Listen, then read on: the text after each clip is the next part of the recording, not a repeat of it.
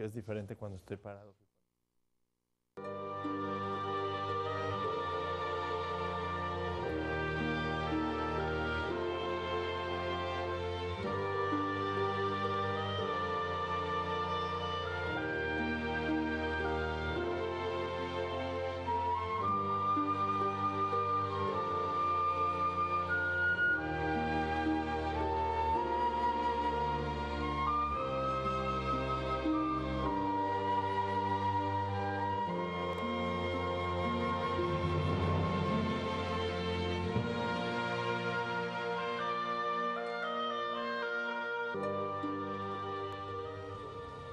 Hola, ¿qué tal amigos de María Visión? Mi nombre es Manuel Ocampo Ponce y estoy como siempre encantadísimo de estar en sus hogares nuevamente desde esta bendita señal de María Visión, Luz Católica. Este es su programa Concilios y el día de hoy vamos a hablar sobre otro documento del Concilio Vaticano II,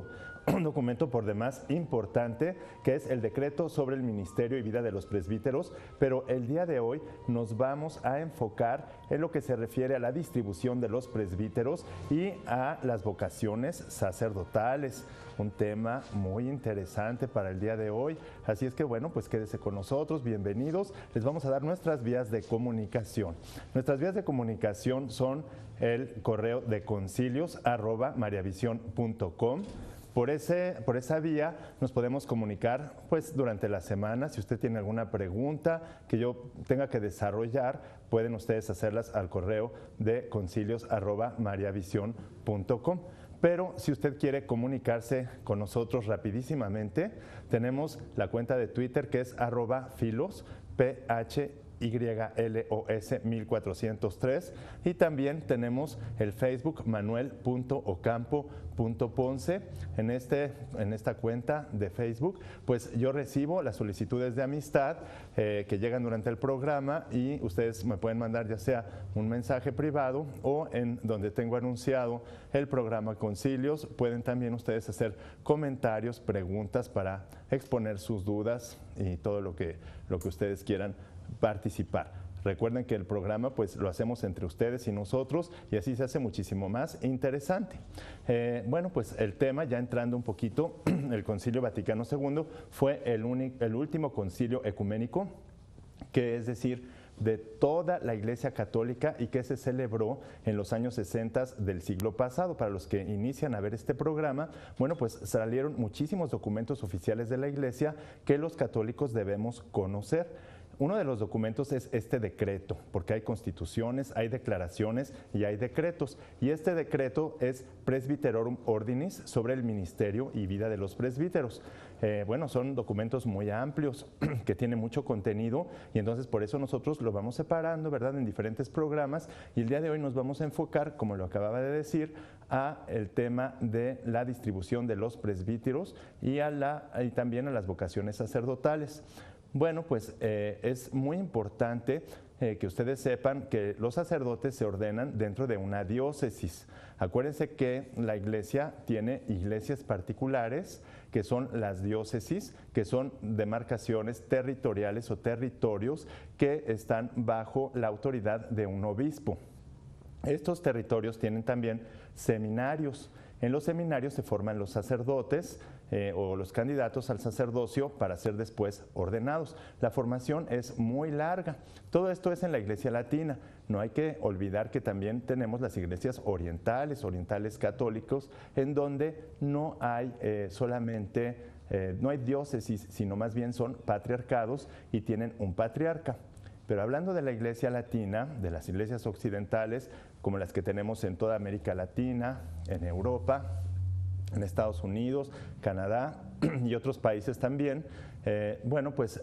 tenemos seminarios diocesanos. Aparte, bueno, pues también tenemos que saber que el clero, hay dos tipos de clero. Uno es el clero secular, que son los sacerdotes diocesanos que se forman en seminarios diocesanos, y otro es el clero regular. El clero regular son sacerdotes que se forman dentro de las comunidades, ya sean de vida religiosa, ahí tienen sus seminarios, como por ejemplo son los franciscanos, los predicadores, es decir, los dominicos, los carmelitas, los pasionistas,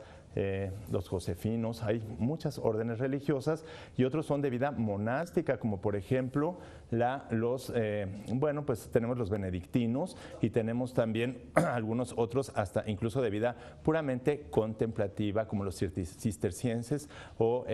otras más. Hay mucha riqueza en la iglesia, de modo que no podemos nosotros encasillarnos en una cosa muy pequeña. Y no solo eso, sino que van surgiendo nuevas figuras, nuevas formas dentro de la iglesia. También tenemos, por ejemplo, las prelaturas personales,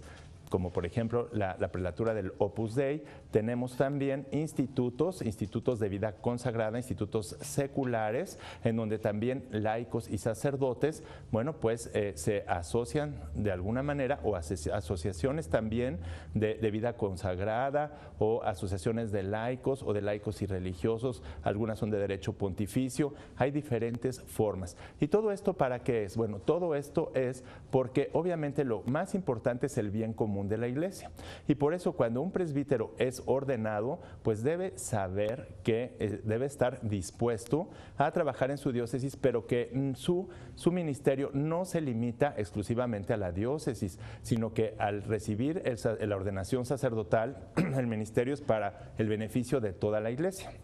De modo que hay diócesis que tienen muchas vocaciones, que tienen seminarios muy grandes, y aquí, pues, por lo general, los presbíteros pueden ser llamados o invitados a ir a zonas de misión o a otras diócesis en donde hay menos vocaciones, según las circunstancias, y entonces pueden dar servicio a esas diócesis por medio de un proceso que se llama excardinación, es decir, se excardinan de la diócesis, e incardinación de la diócesis, a la diócesis a la que van a servir. Bueno, esto es interesante porque el presbítero debe estar disponible, dispuesto a servir en donde sea necesario, sobre todo por el bien común de la iglesia. Bueno, por eso el Concilio Vaticano II dispuso que se revisaran bien estos procesos de excardinación e incardinación para que se facilitaran estas situaciones que son pues necesarias, ¿verdad?, dentro de la iglesia, para que podamos nosotros estar bien servidos, para que no haya ovejitas sin pastores, sino que se garantice aquella promesa de Jesucristo de que siempre íbamos a tener la presencia de Cristo, sus ministros, hasta el fin del mundo, ¿sí? Siempre íbamos a tener. Pero esto también es una responsabilidad, sí, divina, porque es una promesa de Dios, pero también de todos nosotros, sobre todo de los bautizados, de las familias de bautizados, que es en donde se desarrollan por lo general las vocaciones. Si un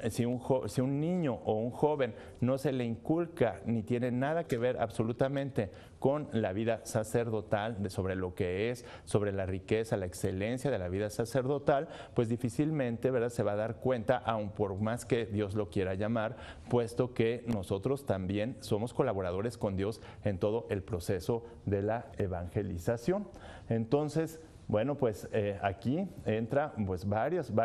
factores importantes, porque además de revisar los procesos de incardinación y excardinación, nosotros debemos también revisar muy bien, bueno, ha pedido, ¿verdad?, el Concilio Vaticano II que se revise y que se hagan nuevas figuras, nuevas formas por las que se pueda facilitar este movimiento de sacerdotes y que todas las regiones queden perfectamente bien conformadas y perfectamente bien atendidas por el servicio de estos ministros, de los ministros sacerdotales. Entonces, pues todo esto tiene que ver con la movilidad de los presbíteros, con su disposición. Incluso dice este documento que los sacerdotes pueden ser enviados a otras regiones donde sean costumbres distintas y donde también tengan una lengua diferente. Para esto, los presbíteros deben formarse perfectamente, no nada más en la lengua para poderse comunicar adecuadamente, puesto que son transmisores de la palabra de Dios, puesto que su función es la de pues educar, ¿sí?, la de santificar, la de regir, la de gobernar, la de apacentar, y entonces tiene que conocer la lengua del lugar a donde van a ser llevados, sino también deben conocer la psicología, las costumbres del lugar. Y por lo general aclara muy bien este documento, pues que por lo general deben ir siempre cuando menos de 2 en 2, o si no es que de 3 o más, para que no se sientan solos. Otra cosa importante que también resalta este documento es que debe garantizarse todo lo necesario para la alimentación, para el sustento de los presbíteros, para que tengan una vida digna y decorosa en los lugares en donde van a servir. Entonces todo esto lo tienen que ver pues los obispos también y claro, toda la comunidad católica somos responsables de que esto se lleve a cabo. Por eso los sacerdotes pues tienen una formación tan larga, ¿sí? Tenemos, por ejemplo, en los sacerdotes diocesanos que se hace un año de curso introductorio para los candidatos. Después viene la filosofía, que por lo general son 3 años, y después los 4 años de teología, y bueno, por lo general después de la filosofía o después de la teología viene un año de servicio pastoral también, luego viene un año de diaconado y luego hasta la ordenación. Bueno, todo esto es muy hermoso, pero claro, también hay que ver que estamos en una situación de crisis dentro de la Iglesia Católica y que, bueno, no todos los seminarios a veces son idóneos. Y eso, bueno, pues todos lo sabemos porque vamos viendo los resultados de las formaciones de los sacerdotes que van saliendo. Por eso es que los candidatos y también los padres de familia, pues, y todos los católicos debemos estar muy pendientes de los seminarios, de la formación que se imparte ahí para que se formen adecuadamente los sacerdotes. A veces hay pocos recursos, hay pocos elementos para formación, hay gente poco preparada para poder formar y también a veces los candidatos no son idóneos o incluso se da el caso de que no sea una auténtica vocación, sino que entran personas por otros motivos y después vienen algunos problemas que pues iremos comentando a lo largo de este programa. Bueno, vamos a un corte y regresamos con más. Ya estoy aquí recibiendo algunos de sus saludos. Le quiero mandar un saludo muy afectuoso a Gisela Rocío Hernández, a Abel Rueda Barragán, a Vero, que nos saluda desde Torreón, a Patricia Ávila, a Roberto Graham, a Hijera Ría y también a Lupe Curiel, que nos están viendo este día. Un saludo en sus casas. Pues vamos avanzando en este documento Presbyterorum Ordinis del Concilio Vaticano II sobre el ministerio y vida de los presbíteros. Los presbíteros son los sacerdotes y estábamos hablando pues sobre precisamente lo que es la distribución de los sacerdotes. Hay diócesis muy grandes, por ejemplo la diócesis de Guadalajara es una de las diócesis más grandes del mundo, igual que la de Medellín, Colombia. Son diócesis muy grandes con seminarios muy grandes que por lo general abastecen de sacerdotes a otras regiones más lejanas que tienen pocas vocaciones. Sin embargo, bueno, encontramos a nivel mundial una crisis en las vocaciones sacerdotales y como comentábamos, pues esto ya se preveía un poquito en el Concilio Vaticano II hace 50 años y por eso viene una especie de exhortación dentro del documento para que las familias, los padres de familia no desalienten, sino más bien formen a los hijos en la excelencia que es el ministerio sacerdotal. Sin embargo, pues también hemos estado viendo, ¿verdad? Estábamos diciendo que la formación es muy larga y a veces no hay la formación adecuada en los seminarios. Y entonces también sucede que la selección de los candidatos pues no es la óptima. Y esto cambia mucho, varía mucho porque la iglesia es muy grande y entonces tenemos una situación muy distinta en los países muy desarrollados, por ejemplo en los países de Europa, Estados Unidos y Canadá. Son países, bueno, pues que además las iglesias de los hermanos separados, es decir, las iglesias luteranas, anglicanas, pues tienen mucha fuerza, incluso también los calvinistas, como por ejemplo en Estados Unidos, y la iglesia católica tiene menos fuerza. Pero aún en países latinos, como por ejemplo España o lo que es Austria, lo que es también toda Europa del Este o Italia, hay una baja muy grande de vocaciones sacerdotales y también de religiosos, tanto a la vida religiosa como a la sacerdotal. Y bueno, pues encontramos también que dentro de los seminarios, sobre todo incluso en instituciones universitarias, en las grandes universidades con mucha tradición católica, en Italia, en Francia, pues encontramos un deterioro doctrinal muy grande en lo que se refiere sobre todo a los estudios de filosofía y de teología. Todo esto, bueno, pues va repercutiendo después en el perfil de egreso de los ministros, de los sacerdotes, cuando ya son ordenados. Y de ahí que nosotros pues encontramos después tantos problemas cuando se ejerce el ministerio sacerdotal. Por eso este documento que ya preveía todo eso, pues señala, ¿verdad? Y no solamente el documento, sino el Concilio Vaticano II, la necesidad de una adecuada formación de los sacerdotes, y para esto pues tenemos que trabajar todos en la sociedad, porque en un seminario no solamente dan clases, por ejemplo, las clases de filosofía y teología sacerdotes, sino también religiosos, también religiosas y laicos preparados, por ejemplo, en la cuestión de filosofía y de teología y de otros elementos, porque no nada más es una formación académica la que se recibe en un seminario, sino también está el área espiritual, el área pastoral, el área humana de la persona que se tiene que desarrollar. Pero bueno, vemos que los perfiles son muy distintos, y les digo, en un país desarrollado, los países desarrollados son los que menos vocaciones tienen, y a veces vemos que las vocaciones que hay, curiosamente, son personas que a lo mejor no cumplen el perfil y no están ahí sino por otras razones, por ejemplo, de una crisis económica en su familia, pero esto sucede sobre todo también en países muy pobres, lo que se refiere a África, lo que se refiere a América Latina y algunos países del Caribe, en donde pues vemos que las vocaciones que llegan a veces pues no tienen el perfil que deben tener, y entonces empezamos a tener problemas, puesto que como bajan las vocaciones sacerdotales y religiosas, bajan el número, entonces se retiene a estos jóvenes, cuando a lo mejor algunos de ellos están ahí porque pues en su casa la podrían pasar más mal o tienen algunos problemas, y así van pasando de la filosofía a la teología y luego a la ordenación, y luego vemos pues que realmente no era una vocación al sacerdocio propiamente, sino una vocación a una necesidad humana, a una necesidad de una opción de vida, más digna de la que se les podría ofrecer en otro sentido. Y entonces, claro, el joven empieza a vivir, o el adulto, en un engaño que después repercute a situaciones muy graves cuando ya son ordenados y están en las parroquias. Pero bueno, vamos a un material que nosotros hemos preparado para usted, para que vaya usted escuchando de viva voz del documento del Concilio Vaticano II, Presbyterorum Ordinis, todas estas cuestiones tan importantes sobre la distribución y las vocaciones sacerdotales. Vamos al material.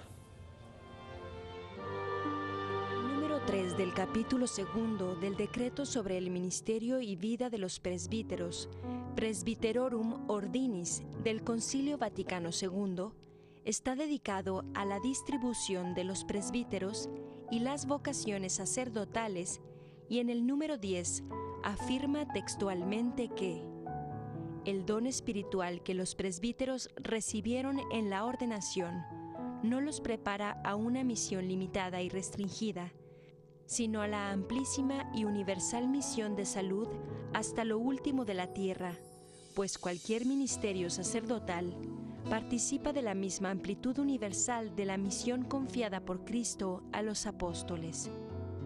Y así, el sacerdocio de Cristo, del que los presbíteros han sido hechos realmente partícipes, se dirige necesariamente a todos los pueblos y a todos los tiempos, como misteriosamente se representa ya en la figura de Melquisedec. Recuerden los presbíteros que deben llevar muy dentro de su corazón la solicitud por todas las iglesias. Por tanto, los presbíteros de aquellas diócesis que son más ricas en abundancia de vocaciones, muéstrense de buen grado dispuestos, con permiso o por exhortación de su propio obispo, a ejercer su ministerio en regiones, misiones u obras que sufren escasez de clero. Revísense además las normas sobre incardinación y excardinación, de manera que, permaneciendo firme esta antigua institución, responda, sin embargo, mejor a las actuales necesidades pastorales. Donde, empero, lo pidiere la razón del apostolado, háganse más fáciles no solo la adecuada distribución de los presbíteros, sino también las obras pastorales peculiares para diversos sectores sociales que deban llevarse a cabo en alguna región o nación o en cualquier parte del orbe. Así pues, para este fin, pueden constituirse algunos seminarios internacionales, diócesis especiales o prelaturas personales y otros institutos semejantes a los que puedan destinarse o incardinarse los presbíteros, en orden a establecer métodos para cada empresa y salvos siempre los derechos de los ordinarios para el bien común de toda la Iglesia. Sin embargo, a una nueva región, sobre todo si no conocen aún bien la lengua y costumbres de aquel lugar, no se envíen, en cuanto fuere posible, los presbíteros uno a uno, sino a ejemplo de los discípulos de Cristo, por lo menos de 2 en 2 o de 3 en 3, a fin de que se presenten mutua ayuda. Conviene igualmente tener solícito cuidado de su salud de alma y cuerpo, y en cuanto fuere posible, preparárseles lugares y condiciones de trabajo de acuerdo a las circunstancias personales de cada uno. En gran manera, conviene también que quienes marchan a una nación nueva traten de conocer adecuadamente no solo la lengua de aquel lugar, sino también el peculiar carácter psicológico y social de aquel pueblo al que quieren humildemente servir, comunicándose con él de la manera más perfecta, de modo que sigan el ejemplo del apóstol Pablo, que pudo decir de sí mismo: pues estando libre de todos, me he hecho esclavo de todos, a fin de ganar a más, y me he hecho como un judío con los judíos, a fin de ganar a los judíos.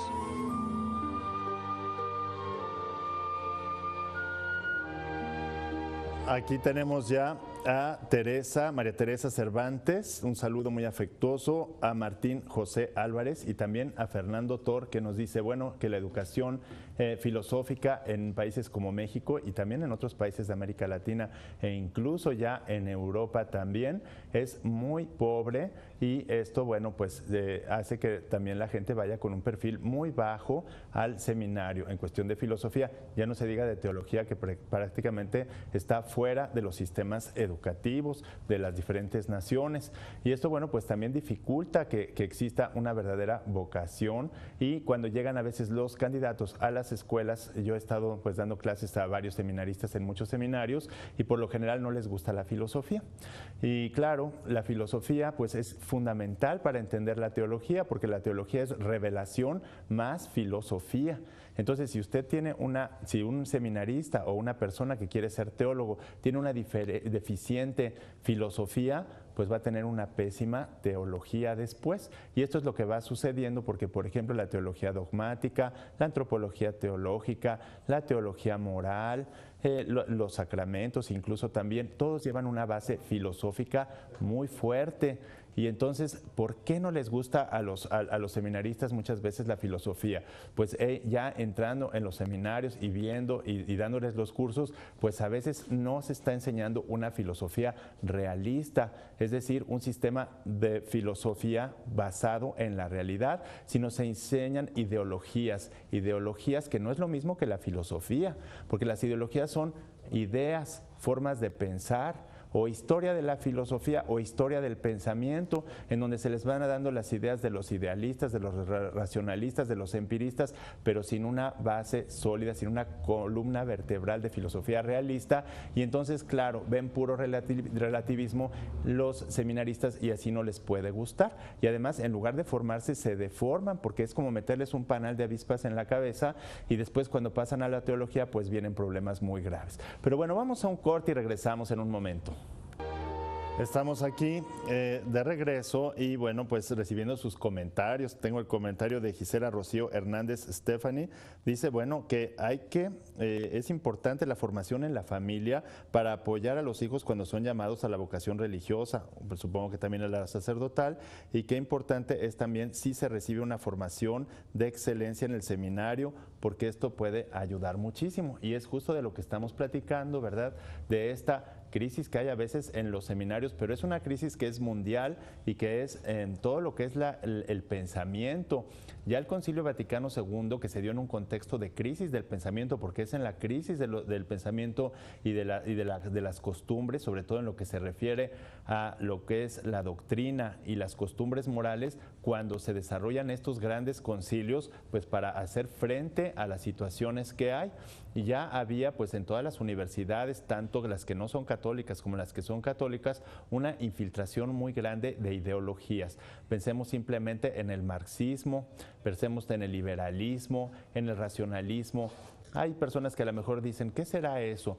Bueno, pues son las ideas, ¿verdad?, que van en la base de los sistemas políticos, económicos, administrativos y que han provocado tanta injusticia social como nosotros estamos viviendo. A lo mejor usted está muy pobre y en su casa y no entiende por qué no se distribuye bien la riqueza y por qué hay muchas personas muy ricas y otras muy pobres. Pues eso se debe a que de parte, ¿verdad?, nuestra sociedad, nuestro mundo contemporáneo, nuestro mundo actual, de una base ideológica equivocada, en donde el concepto de hombre y el concepto del mundo y por lo tanto el concepto de sociedad y de política y de administración está equivocado, y entonces no puede haber justicia, no puede haber orden, no puede haber paz. ¿Por qué? Por todas estas razones. Fíjense que el pensamiento es muy importante y esto no solamente afectó a todo lo que es el orbe, dividiendo incluso en esas épocas de principios del siglo pasado, pues en el bloque comunista y el bloque capitalista, el mundo lo dividió en dos, sino que también se infiltraron estas ideas al interior de la Iglesia Católica y entonces, bueno, pues empezamos a ver esta contaminación en teólogos católicos, en filósofos católicos que empezaron a tratar de involucrar ideas existencialistas, ideas de lo que es el racionalismo, sobre todo el idealismo kantiano también. Tenemos casos como por ejemplo un teólogo muy famoso, Karl Rahner, que es, bueno, pues de base kantiana. Él trata de conciliar a Kant con Santo Tomás de Aquino y pues en ese intento de conciliación pues tiene múltiples errores. Uno de los errores que tiene Karl Rahner es el relativismo al que nos conduce, es decir, a pensar que cada uno tiene su verdad. Y entonces si el seminarista en los seminarios recibe esa deformación, porque ya no viene siendo una formación, sino una deformación, pues se desanima de la filosofía y luego va y hace una teología peor y luego su trabajo pastoral, pues es lo que a veces encontramos en las parroquias y en las diócesis. Los laicos vamos a las misas y vamos viendo lo que va pasando. Entonces es muy importante la vocación, que realmente sea auténtica, que sea el perfil idóneo, que no se meta al seminario por otras razones que no sean la vocación sacerdotal, que tenga una formación filosófica y teológica realista. No cualquier sistema es apto para la teología católica, sino solo los sistemas basados en la verdad. Y luego, bueno, pues el seguimiento espiritual, la formación humana, que a veces no se recibe en la familia. También tenemos una disolución familiar muy grande y entonces de familias desestructuradas, donde los padres están separados, donde tienen otras familias, pues obviamente estos son los perfiles que van entrando al seminario, porque en el seminario hay lo mismo que hay afuera, es lo que entra. Entonces si tenemos una crisis social mundial, una crisis social internacional, nacional, pues entonces esa crisis se traslada al seminario y esos son los profesores, esos son los candidatos, esos son los formadores y entonces vamos teniendo una crisis y una problemática muy seria. Pero vamos a avanzar un poquito más con otro material que hemos preparado para usted, así que ponga mucha atención para que vaya usted directamente a las palabras textuales del Concilio Vaticano II en este decreto. Vamos al material.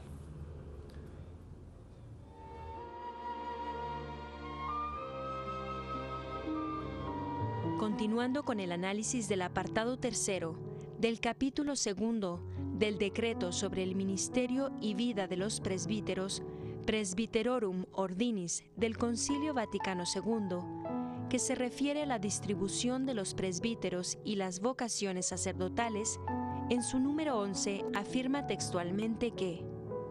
el pastor y obispo de nuestras almas de tal manera constituyó a su iglesia que el pueblo que eligió y adquirió con su sangre hubiera de tener siempre y hasta el fin del mundo sus sacerdotes, para que nunca fueran los cristianos como ovejas sin pastor. Reconociendo esta voluntad de Cristo, los apóstoles, por su gestión del Espíritu Santo, creyeron deber suyo escoger ministerios que fueran idóneos para enseñar también a otros. A la verdad, este deber pertenece a la misión misma sacerdotal, por la que el presbítero se hace ciertamente partícipe de la solicitud de toda la Iglesia, de que nunca falten aquí en la tierra obreros al pueblo de Dios. Sin embargo, como quiera que hay una causa común para el piloto de la nave y los que en ella van, de ahí que haya de instruirse a todo el pueblo sobre su deber de cooperar de diversos modos por la oración perseverante y por otros medios que están a su alcance, para que la Iglesia tenga siempre aquellos sacerdotes que necesita para cumplir su misión en presentar ante los ojos de los fieles la excelencia y necesidad del sacerdocio, por el ministerio de la palabra y por el propio testimonio de su vida, que abiertamente manifieste el espíritu de servicio y el verdadero gozo pascual, y a quienes, jóvenes o adultos, juzgaren prudentemente idóneos para tan grande misterio, ayúdenlos, sin miramiento a cuidados ni sacrificios de ningún género, a que se preparen debidamente y puedan así, salvo su libertad externa e interna, ser llamados un día por los obispos. Para lograr este fin, es de la mayor utilidad la diligente y prudente dirección espiritual. Los padres y maestros y todos aquellos a quienes de cualquier modo incumbe la educación de niños y jóvenes, instrúyanlos de modo que, conociendo la solicitud del Señor por su grey y considerando las necesidades de la Iglesia, estén prontos a responder generosamente al llamamiento del Señor, diciendo con el profeta: «Aquí estoy yo, envíame». Sin embargo, esta voz del Señor, que llama, no ha de aguardarse en modo alguno que llegue en modo extraordinario a oídos del futuro presbítero. Más bien, ha de ser entendida y distinguida por los signos que cotidianamente dan a conocer a los cristianos prudentes la voluntad de Dios, signos que los presbíteros han de considerar atentamente. A ellos, pues, se les recomienda vivamente las obras nacionales o diocesanas de las vocaciones. Es menester que en las predicaciones, en la catequesis, en la prensa, se expliquen claramente las necesidades de la Iglesia, tanto local como universal. Póngase a viva luz el sentido y excelencia del ministerio sacerdotal, como quiera que en él se aunan tan grandes goces con tan grandes cargas, y sobre todo, como enseñan los padres, en él puede darse a Cristo el testimonio máximo del amor.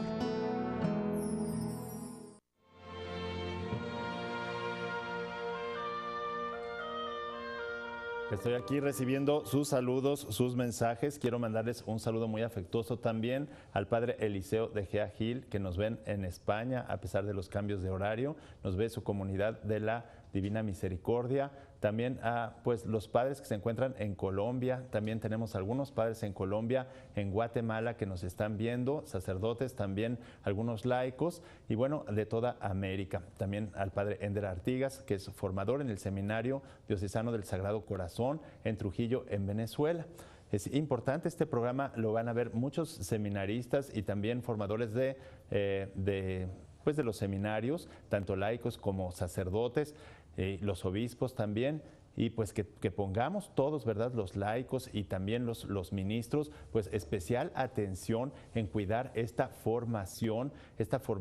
humana, esta formación intelectual, esta formación pastoral y espiritual de los futuros sacerdotes, pero ver desde la vocación, si realmente tienen la vocación. Si uno va a un seminario, pues le van a decir que sí, que eso se ve, que se hacen pruebas y hacen análisis, pero ya viendo la realidad desde adentro, nos damos cuenta de que a veces son pocas las vocaciones vocaciones que realmente son vocaciones ahí. Y entonces las personas pues van entreteniéndose por ahí en el camino y después hay muchísimos problemas que se van desarrollando en el transcurso de la formación sacerdotal al sacerdocio. También, bueno, esto provoca que a veces las verdaderas vocaciones pues se desalienten y entonces se pierdan verdaderas vocaciones y estas se encuentren fuera de la iglesia, fuera de los seminarios y de la jerarquía católica, en lugar de estar dentro. Y entonces los que están dentro pues a veces generan un ambiente difícil dentro del seminario que no tiene nada que ver con la formación sacerdotal, puesto que si no entra con una vocación auténtica, entonces vamos teniendo problemas desde ese momento. Y después, claro, se ordenan al diaconado, luego al presbiterado y luego son los formadores y entonces todos esos problemas se van acarreando hacia las parroquias y después se revierte a la hora que esas personas empiezan a formar a otras personas cuando viven realmente en un engaño. Y a veces se ve, hay que entender muy bien porque este documento dice muy claramente, habla de la prudencia y la prudencia no es a veces lo que se piensa, ¿verdad? No es prudente el que no dice nada, se queda callado y va en ese silencio viviendo en un engaño, en una mentira, sin que nadie diga nada, sin decirle a la autoridad competente lo que está mal o lo que ve que va fallando. Y entonces esas personas que son aparentemente prudentes, pero que no son prudentes en realidad, porque la prudencia siempre va ordenada al verdadero bien, al bien común, y eso no puede ser el verdadero bien. No puede ser el verdadero bien vivir en un engaño, vivir en una mentira. Eso no puede ser por ninguna manera, de ninguna manera eso, y menos callarlo, no denunciarlo, no a lo mejor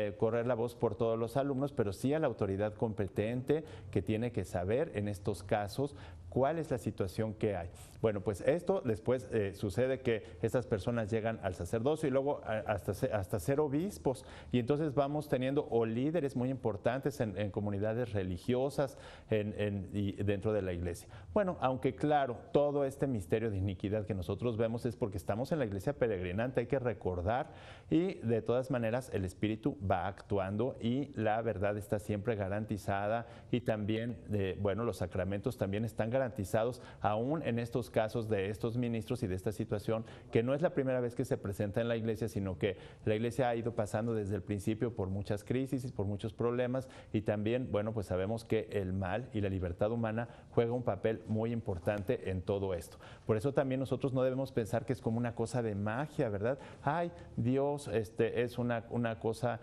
mágica que va a ir todo como si fuera sobre nubes, ¿no? Porque entra en juego la libertad humana, y muchas veces con la libertad nosotros frustramos los planes de Dios, los proyectos que Dios tiene en nuestras vidas y en la vida de los demás, de tal suerte que, bueno, pues hay que ser conscientes que incluso existe la posibilidad de la condenación de un alma que nunca es jamás querida por Dios, y sin embargo puede condenarse una persona, y esto quiere decir que no es cualquier cosa la libertad de las personas, que un mal seminarista, un mal formador de seminario, un mal profesor, unos malos padres de familia, unos malos profesores en la primaria, en la secundaria, un mal contexto social, sí puede alterar la realidad, sí puede cambiar los planes de Dios gravemente y llevar a la frustración a las personas, a la frustración de las vocaciones,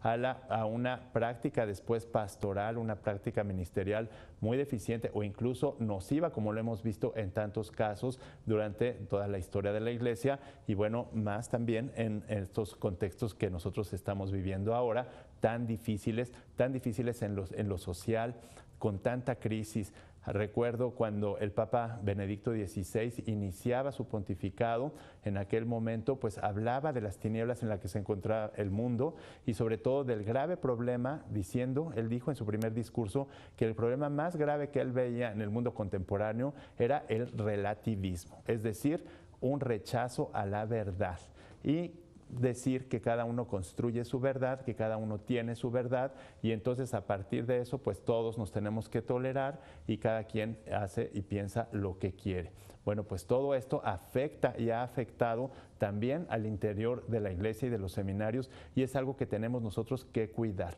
Todos tenemos responsabilidad de colaborar para tener buenas vocaciones, para tener buenos formadores en los seminarios, para tener buenos candidatos al sacerdocio, porque el sacerdocio es algo valiosísimo, es algo muy sublime, es algo por lo que además todos tenemos que orar todos los días. No debemos dejar ni un día de orar por los sacerdotes, por los seminaristas, por su santificación, porque realmente vivan en la verdad. Y cuando no están en la verdad, pues porque sean valientes para decir, no, este no era lo mío, no fue así, y poder rectificar el camino, porque mientras hay vida, hay esperanza. Es así como hemos llegado pues al final de este programa, que se va siempre rapidísimo. Muchas gracias por su atención y sigan ustedes aquí en María Visión, que siempre tiene cosas muy buenas para su espíritu. Muchas gracias.